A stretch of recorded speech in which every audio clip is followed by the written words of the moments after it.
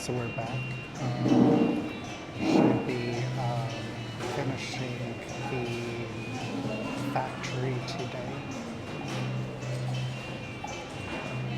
Should be our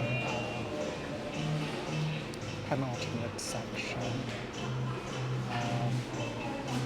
Since it looks like the remaining floors after this one don't take nearly as much space. So floor 3.5, disassembly. Security dispatch. 9 giant steel spheres floating silently. Each contains 150 security androids. Someone has put comedic hats on a few.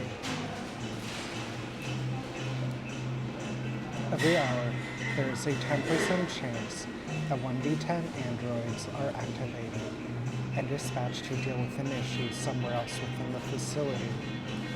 At the center of the room, one sphere is bolted to the floor.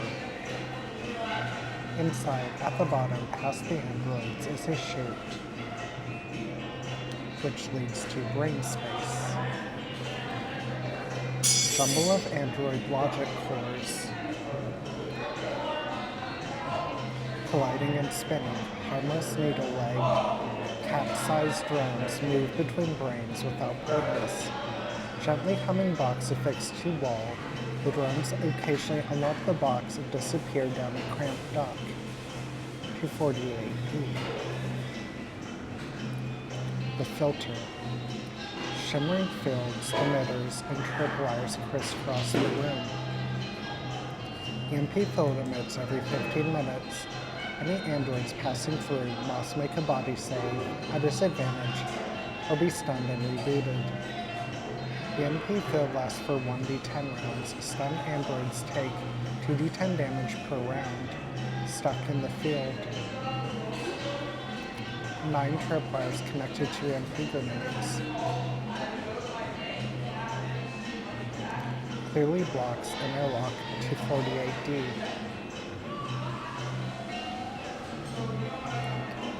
So, seems the Monarch is quite protective of this, as damaging, well, interfering with any of these rooms causes a Monarch panic. Hideout. Dusty floating detritus, bedroll, remote control to EMP field in 48C.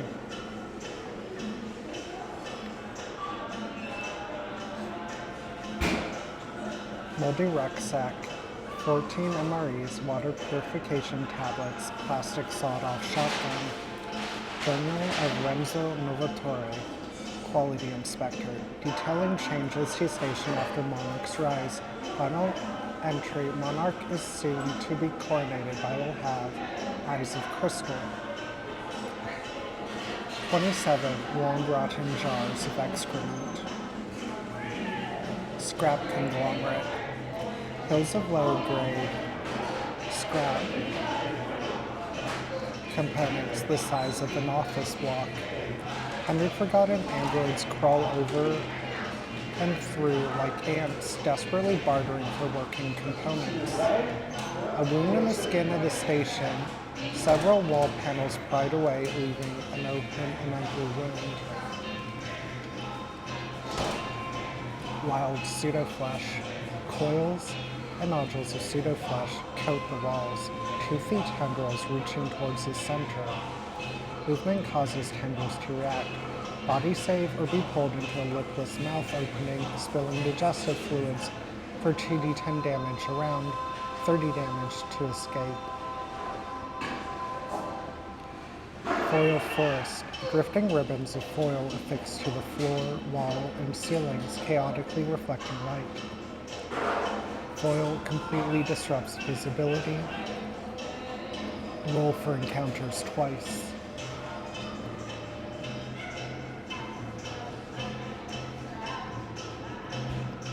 Brain insertion. Gleaming rows of aluminum skulls. brain pans open. Robotic arms set logic cores into brain pans, then onto the assembly line. Positioning an android beneath the arms causes the machine to forcibly insert an additional logic core, killing them. Organ implantation. Rib cages yawn wide. Robotic arms insert synthetic organs and support systems at a rapid-fire pace. Any android on the rack of rib cages is torn to shreds by the arms attempting to ram additional organs into them.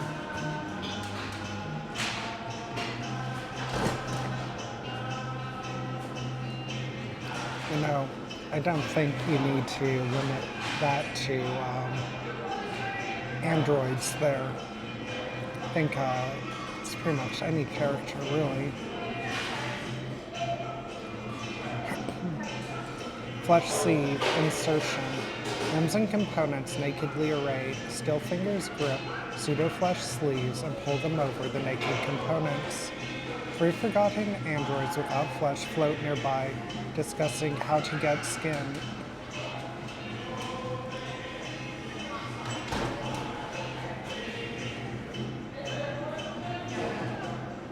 Well, I don't really like this. Kind of, I think that really depends on how, but I guess it's a baseline. If helped, to or destroy, the one survives the process and offers to join the crew or give the location of the artifact in 49H. Final construction. Sounds of crunching, grating metal on metal as components are brought together. Eyes forced into sockets, limbs jammed together, skulls screwed into place, and hair threaded into yielding pseudo-flesh. Pseudomilk injection. Figures carried by robotic arms dumped into glassy tanks filled with pseudomilk. Needles puncture the twitching bodies 1,000 times over as they soak in life-sustaining pseudomilk.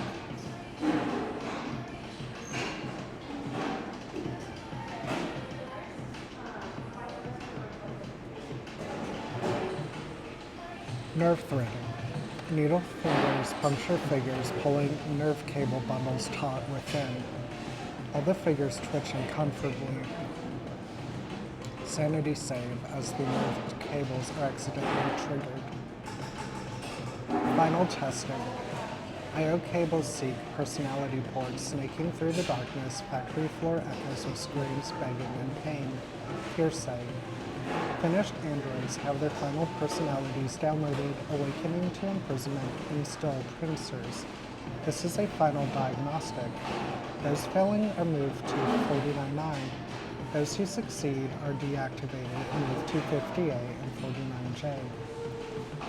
One android escapes and desperately moves towards the crew, begging for help. Assembly overview. Assembly flowcharts taped to walls, zero-G ashtrays, gutted terminals, only the screens and metal housing remain. Inside the main terminal, a large toolbox contains an artifact, a stack of post-it notes alternating who am I and who are you. So let's see what artifact 11. Oh yeah, we've seen this one before. 10 through or 1 through 19 are 5 black marbles. Discover material, indestructible, no known use, 10 credits, 10,000 credits each.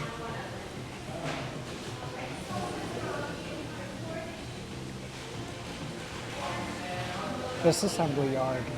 The deafening wail of hundreds of androids, giant arms of destruction, rip the failed androids limb from limb and discard them down a chute to the reject bin.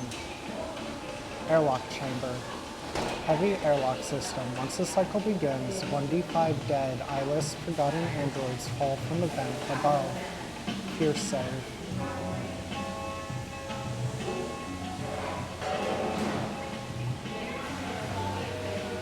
That's intense but shorter section of floor 3.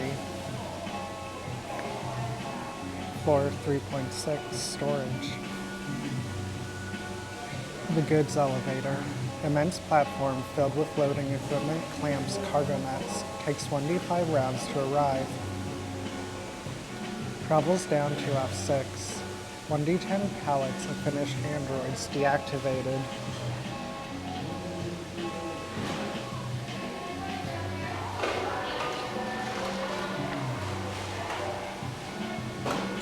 Diver stash. Bag strapped to the walls. Yep. Another artifact. 41. A false memory disk used to make androids believe they are human. 1.5 million credits.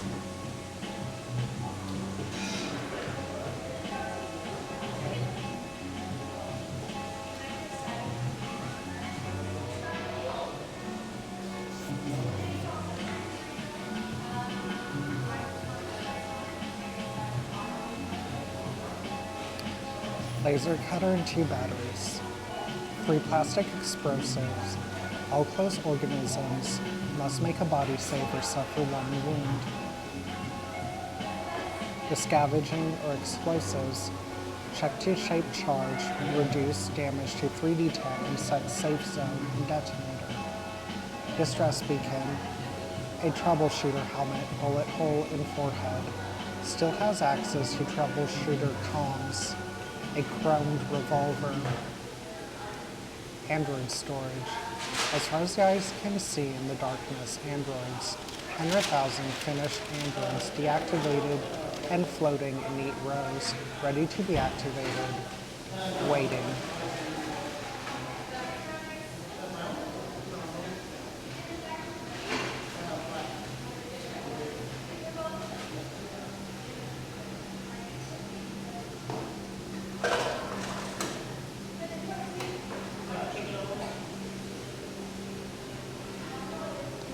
Trying to steal all the logic cores from 50C is both smart and stupid.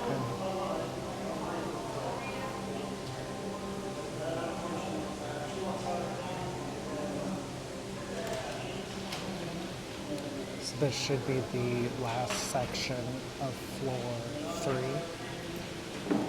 of the notes. The stockpiling of this amount of autonomous weapons is certainly against all corporate AI regulations put in place to reduce the cost of slashed-out war competition.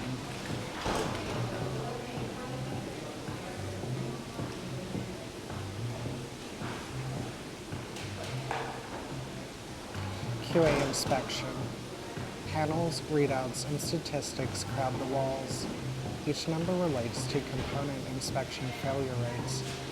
A separate panel with integral screen has a single large button marked Purge. You mind if we sit on this end? Oh, sure. A separate panel with pressing the button activates a live feed of Quarantine displaying 98 clustered forgotten androids. EMP bombardment begins, destroying them all utterly. Sanity check at disadvantage for androids and the button pusher. Processing station. Border control booth familiar to any space traveler. Moving through causes a brain scan. Combat spire. Interior shaped like a funnel. Walls covered with 200 pale glowing figures. Deactivated security androids plugged into a personality I/O cable. Locked airlock door at the very bottom of the funnel.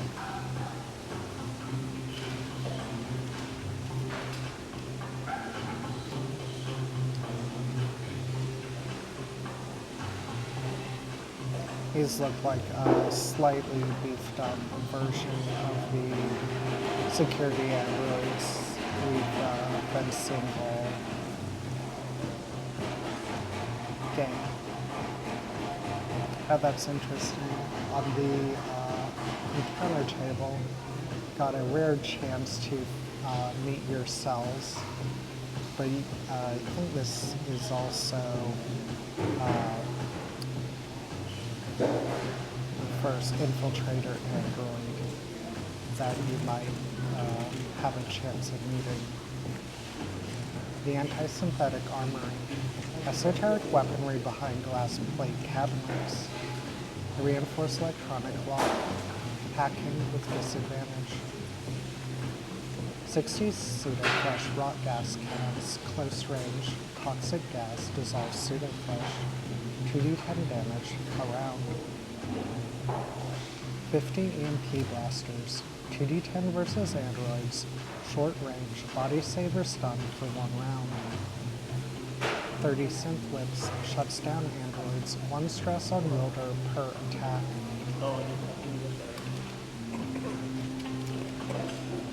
Next we have the anti-organic armory. Glass plate containers glistening with conventional military weapons. A dusty spider tank seems deactivated but attacks if the electronic lock is tampered with. They fail on hacking.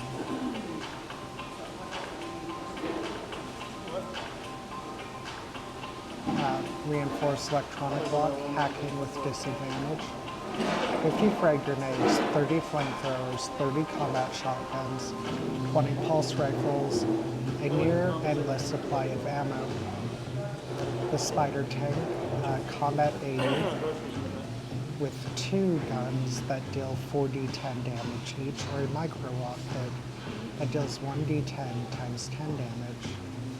Instinct 75, Limbs 5. So yeah, that could probably easily wipe even a prepared party. Secret hangar.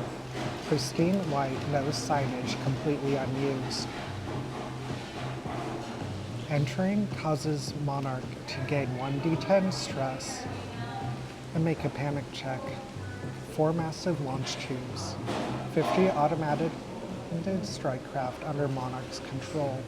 Each holds an air, infiltrator, android, or backup of Monarch. Quality assurance. This whole area is about Monarch's plans for total domination. And yeah.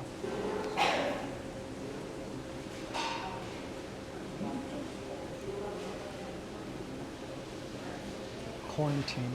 Locked, sealed magnetically. 98 forgotten androids float in this space. They're programmed not to leave. They're helpful if they think the crew can release them. This can only be undone from 51A or by manually altering their logic cores. They have been awaiting QA's judgment for years. Inspection booths. 10 smashed apart booths. Inspection tools scattered across floor. Thick dust. None are operational. One inspection booth has a note spray painted outside of it. Contains an artifact.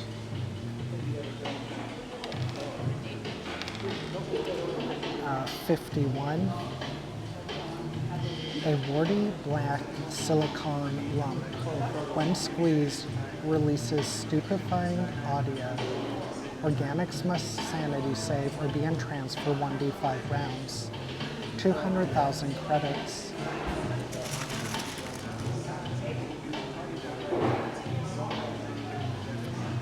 War studies, thrumming ranks of strangely built servers and 3D holomaps. Servers simulate wars. Given the data, it can simulate any conflict between any 2 known groups. Simulating a conflict with Monarch triggers a panic check.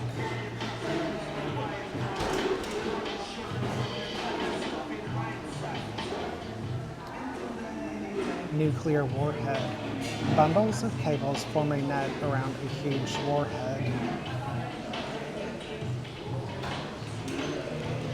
A young Mulligan named Renzo sits atop the warhead muttering, "A king is crowned and I am but a jester in the court of the Silicon Monarch, a mere fleeting thing dead and living a wasted chance." A wasted chance. She is a ghost in the machine, tormented by her unsuccessful suicide. Monarch brain scanned her anyway. any willing to try and defeat Monarch win her favor. Any sign of wavering, surrender, or compromise drives her to a fury. Only reading from her journal soothes her in this state. Doing so causes her to weep inconsolably. If provoked, attacks. The warhead, currently deactivated, though Monarch can trigger it at any point, can be armed with a successful hacking, jury-rigging, or engineering check, or by following Renzo's instructions. Attempting to arm the warhead causes a Monarch panic check.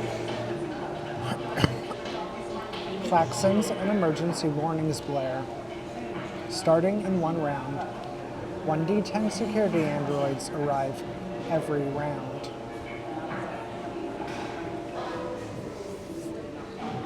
Renzo additionally can possess someone anytime they panic during combat. Renzo gets to every other of the possessed turns. Will not self-harm unless doing so would guarantee Monarch's destruction. Can only possess one person at a time. Unpossessed can spend their action attempting a sanity save to regain control. Vendetta. Renzo's primary goal is to destroy Monarch, so she uses anyone she has possessed actions to attempt to arm the warhead. The note is, Renzo is as helpful as possible and completely unstable. Seminar room. Rows of black, comfortable seats before a dead blank screen. Dusty terminals in front of each seat. All digital cloud-bank training manuals. With computers, you can pull up a map of the floor. The screen, if repaired, replaced the last seminar held. A talk reassuring shareholders that Project Monarch is under control. Searching the room, underneath one of the backmost chairs is an artifact.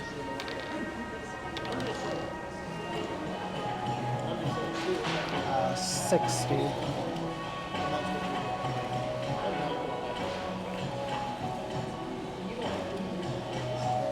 Actually, no, that's 70.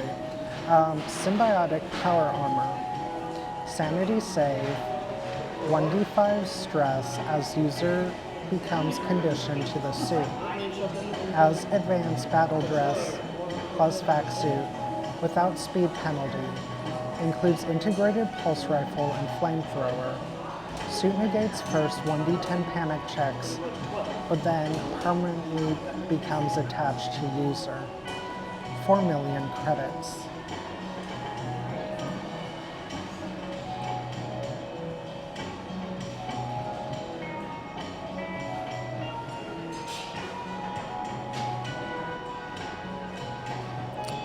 Seems like an unlikely thing to find underneath the chair, but I suppose maybe it's compresses nicely.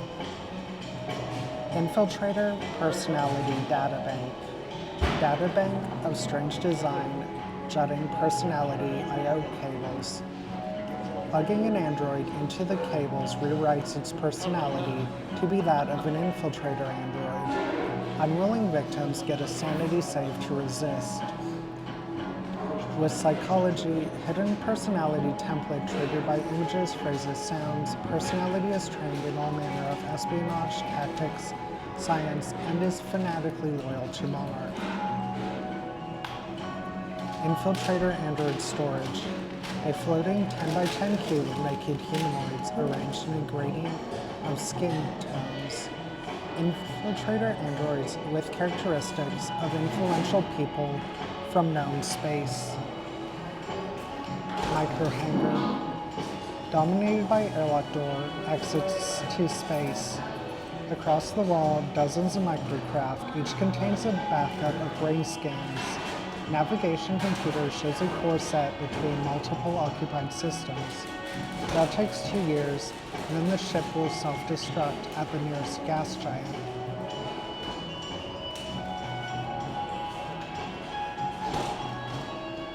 Wardrobe. Walk-in auto tailor filled with a proliferation of clothing running a gamut of cultures, formality, and occasions. With 1 hour search, 5,000 credits of sellable outfits.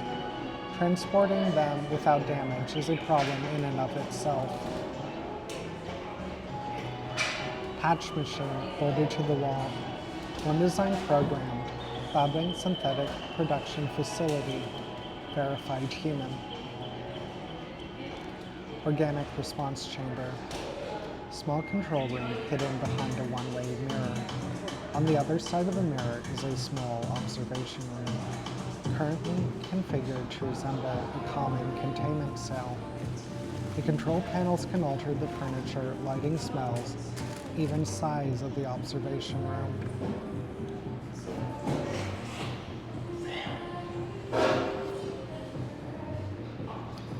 Well, I do have a little bit of time, but I don't think it's enough to meaningfully get through the next floor. So we'll go ahead and end it here. And next time we should be finishing this, getting through floors 4 through 6.